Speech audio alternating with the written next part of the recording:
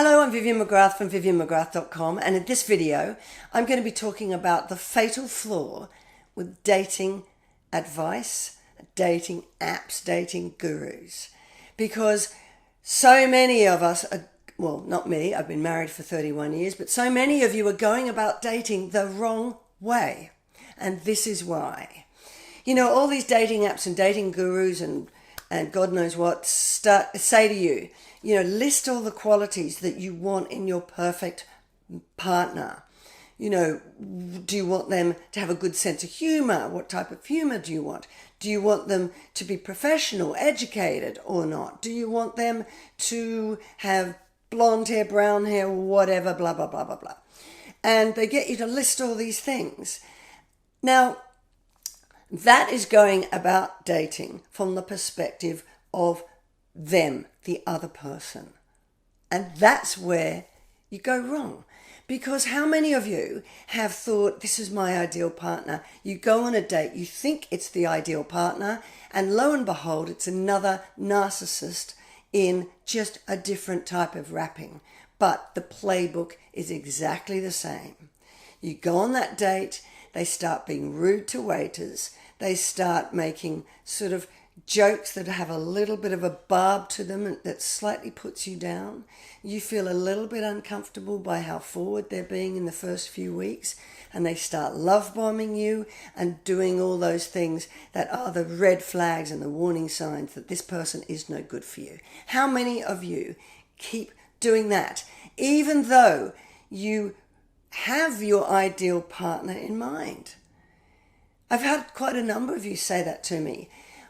Why is it, when all I want is to find healthy love, that every time I go on dates, I still keep attracting the same type that hurt me and that are no good for me? And I start seeing those red flags and warning signs.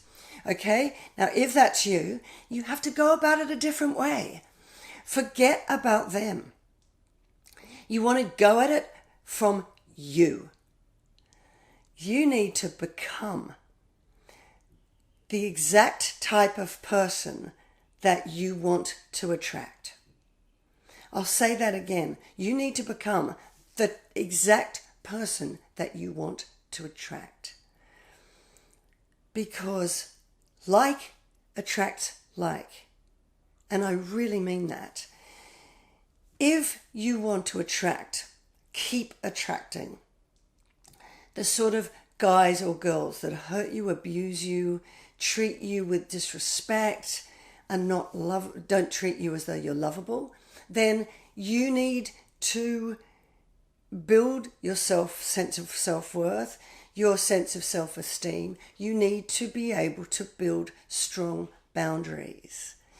Because if you don't, if you feel you are unworthy, if you think you're unlovable, guess who you're going to attract?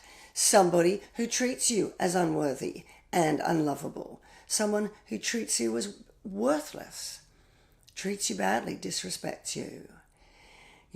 So, I really believe this, and I know it's controversial, but I really believe that some of us have a victim sign on our forehead, an invisible victim sign on our forehead that says, narcissists out there, come and groom me.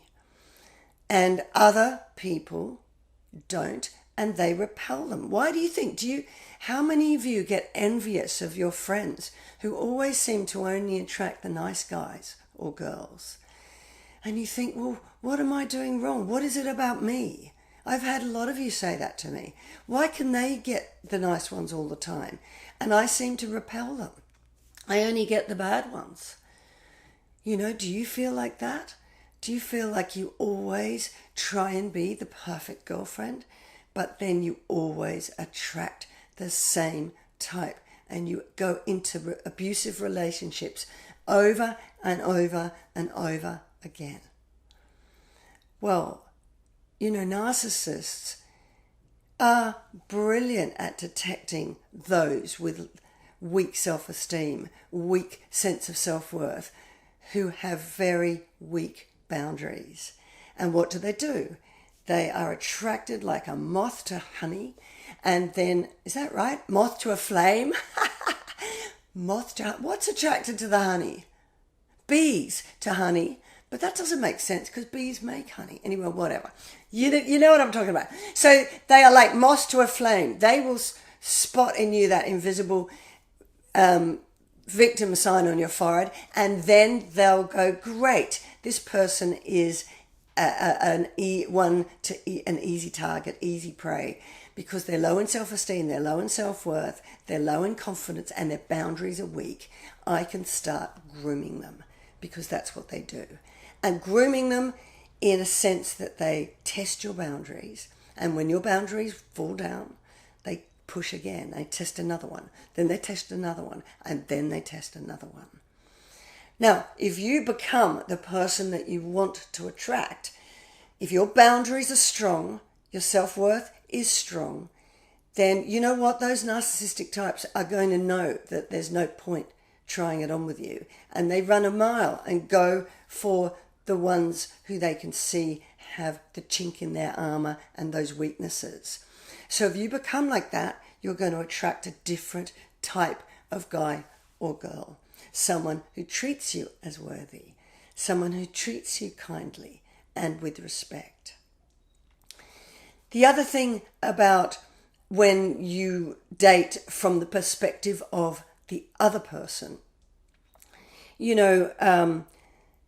healthy people, when they go on dates, they are so secure within themselves that they're happy with or without a man or a woman.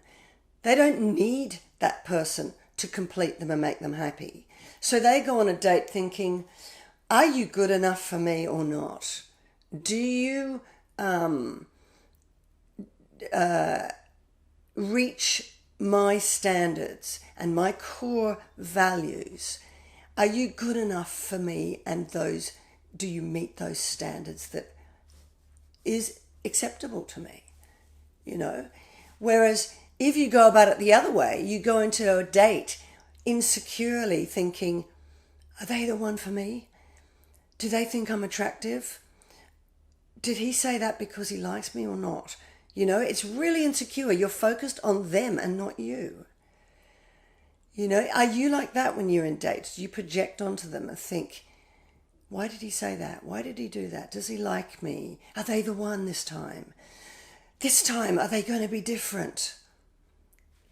That's not the way to go. That's how unhealthy people date. Do you want to do this for the rest of your life? Do you want to keep going on dates and all you want is to find a healthy relationship, yet you just can't understand why you keep just finding yet another narcissist in a different wrapping? At first you think, oh my God, they're so different to that narcissist before. But then lo and behold, the wrapping comes off and they've just got exactly the same playbook. Do you want to spend the rest of your life envying your friends and thinking, why is it that they always get these nice people that make them laugh, that make them happy?